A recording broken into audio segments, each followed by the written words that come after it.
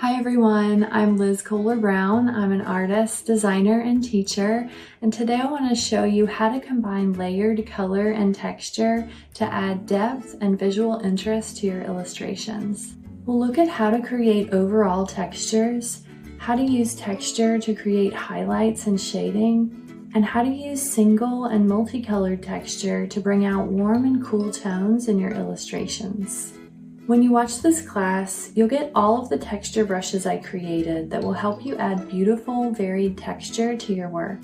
The set includes 12 different textures that range from bold scratches and scrapes to subtle water spots and speckles.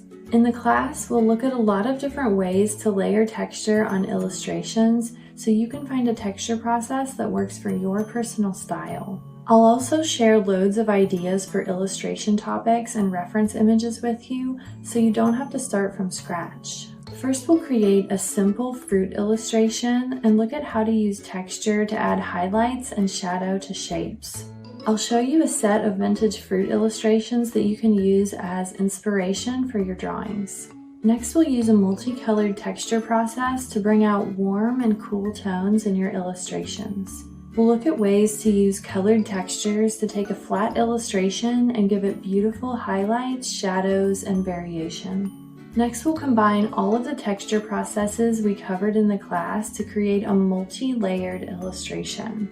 We'll look at how combining multiple texture processes in the same illustration can add so much depth and variation to your work.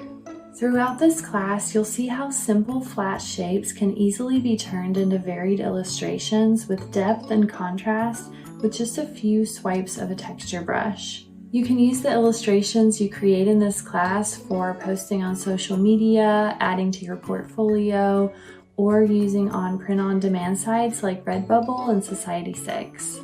All you need to take this class is your iPad and a stylus.